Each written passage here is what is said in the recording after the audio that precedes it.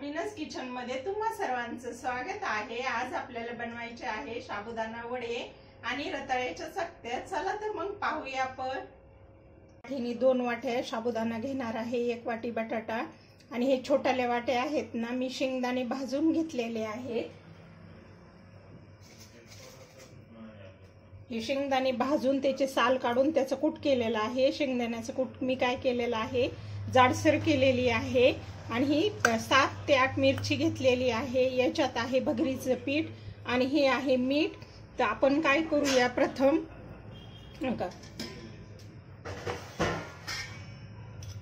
याच्यामध्ये 2 वाटे आपण साबुदाणा टाकून घेऊ। हा झाला 2 वाटी साबुदाणा। त्याच्यात आपण काय करूया, ही हिरवी मिरची 6-7 मिरच्या बारीक करून घेतलेल्या आहेत। त्याच्यात काय करूया आपण, हे भगरीचं पीठ 3 चमचे आहे, हे 3 चमचेच्या हिशोबाने टाकूया। अंदाजानच टाकायला मी थोडंसं घेतलेलं आहे। आणि याच्यात शेंगदाण्याचं कूट एक टाकायचं आहे आणि आपल्याला हे बटाटा घेतलेला आहे ना, आपल्याला उपवासासाठी करायचे ना, त्याच्यामुळे मी काय करणार आहे, कोथिंबीर आणि जिरी वापरणार नाही। आपल्याला जर उपवास नसेल ना, अशी एरवी खायची असतील तर चालती कोथिंबीर आणि जिरी। आमच्याकडे जिरी आणि कोथिंबीर खात नाही आम्ही उपवासाला। आणि हे शेंगदाण्याचं कूट एक टाकून घेणार आहे, छोटी अर्धी वाटी आहे ही।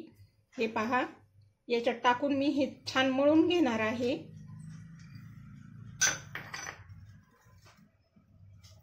बटाटा मी काय केलंय, 3 बटाटे घेतले होते, त्या 3 बटाट्यामध्ये ते उकडून घेतले आणि खिसून घेतलेले आहेत। पहा, मीठ टाकायचे चमच्याच्या हिशोबाने। काय करणार आहे, मी 1 चमचा टाकणार आहे। मी हातानेच टाकते, चमच्याच्या हिशोबाने 1 चमचा टाकलाय आपण। आणि हे छान मळून घ्यायचं। चला आता आपण काय करूया, याच्यासाठी चटणी लागणार आहे ना साबुदाण्याच्या वड्यासाठी। तर त्याच्यासाठी मी काय करणार आहे, या मिरच्या घेतलेल्या आहेत। मिरच्या मी 7-8 घेतलेल्या आहेत, मिरची तिखट आहे। आणि शेंगदाणे घेतलेले आहेत, मी ते शेंगदाणेही टाकणार आहे। त्याच्यातच काय करायचंय, आपल्याला चवीनुसार मीठ टाकायचंय। मीठ टाकून घेते, चमच्याच्या हिशोबाने 1 चमचा टाकलेला आहे मी। आणि आपण काय करूया, हे याच्यात मी हिरवी मिरचीची पेस्ट काढली होती वड्यासाठी ना, त्याच्यातच हे केले। याच्यात पाणी टाकून घेऊया आणि हे छान फिरून घेतलं ना, त्या चटणीला फोडणी देऊया। फोडणी दिली तरी चालती, नाही दिली तरी चालती। का पाणी टाकून घेतलेलं आहे, मी फिरून घेते मिक्सरला।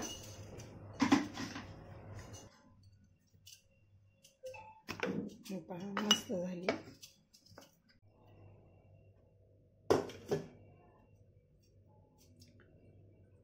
चला आता आपण काय केलेलं आहे, तेल गरम करायला ठेवलेलं आहे।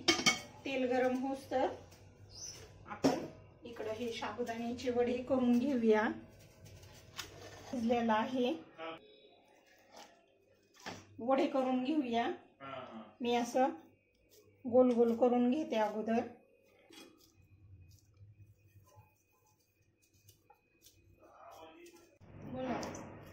हे पहा, आपण आपला काय झालेला आहे, हा साबुदाणा चांगला हे झालेला आहे। मिक्स करून घेतला होता आणि भिजलाय पण तो। 15-20 मिनिट झालं। मी काय करते, हे गोळे करून घेते आणि त्याला काय करून देते, असा आकार करून घेते। हे पहा, हा झालाय त्याचा आकार। असं थोडं दाबून घेतलं ना तर छान आकार येतो त्याला। हे पहा, अशी ठेवून देते। हे काय गोळे आधी असे थोडे दाबले ना की छान आकार येतो त्याला।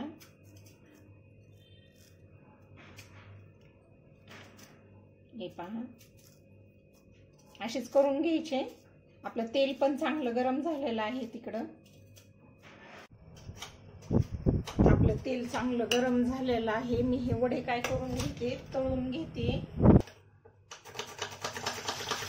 आपण 2-2 करून काय करून घेऊया, हे वडे तळून घेऊया।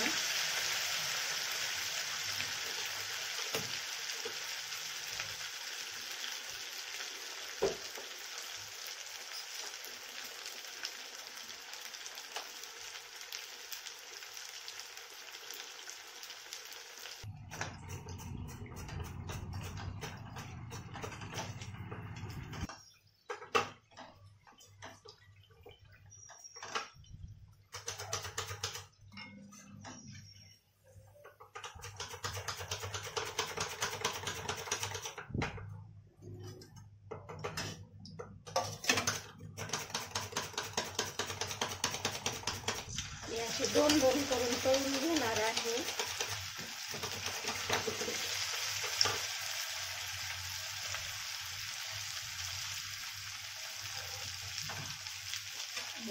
छान झाले तळलेली.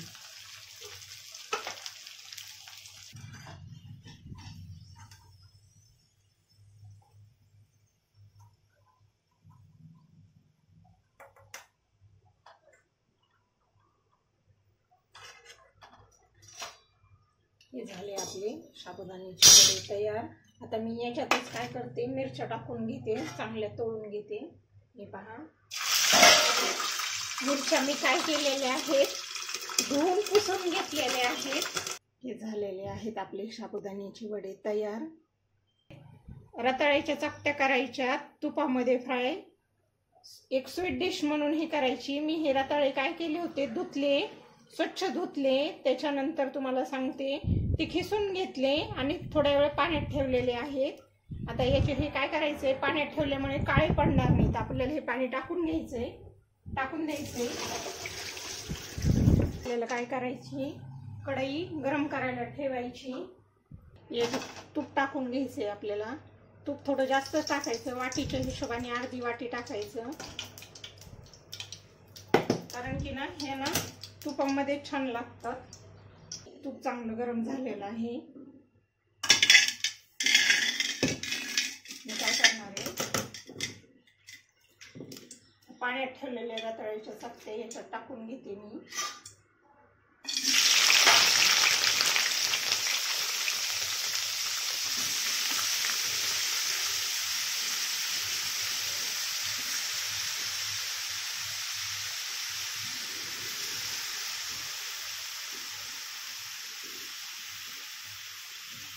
अर्धी वाटी तूप टाकलं होतं आणि त्याच्यात हे रताळ्याच्या चकत्या टाकल्यात. मी काय याच्यातच मी काय करणार आहे, साखर टाकून घेते. अंदाजानं अर्धी वाटीच टाकते. आपल्याला वाटलं तर कमी जास्त टाकू शकतो आपण. अर्धी वाटी छोटी अर्धी वाटी मी टाकून घेतली आणि याला असं झाकून ठेवायचं. हे तुपावरच चांगलं फ्राय करायचं आहे आपल्याला. पहा, याचा रताळ्याचा कलर पण बदलतो लगेच. याला साखरेमध्ये आणि तुपामध्येच कमी गॅसवर हे होऊ द्यायचे. चांगले शिजले जातात हे रताळ्याच्या चकत्या. एक स्वीट डिश म्हणून उपवासाच्या दिवशी छान लागते ही. याला काय करायचंय, आपल्याला चांगले 10 मिनिटं कमी मिडियम गॅसवर, कमी गॅसवर पण नाही, मिडियम गॅसवर त्या तुपामध्ये. याच्यावरचं झाकण काढलेलं आहे मी आता. छान त्या साखरेच्या याच्यामध्ये आणि तुपाच्या याच्यामध्ये हे छान उकडले गेलेले आहेत. साखर पण मेल्ट होती त्याच्यामध्ये ना, त्यामुळे टेस्ट खूप छान येते त्याला. खूप झटपट रेसिपी आहे, पण खायला फार चविष्ट आहे. तुपानी आणि साखरेने फार छान चव येते त्याला.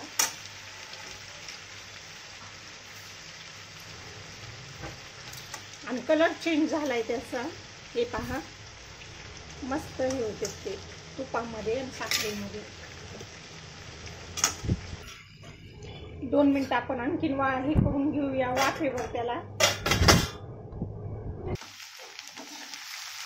झालेलं आहे आपलं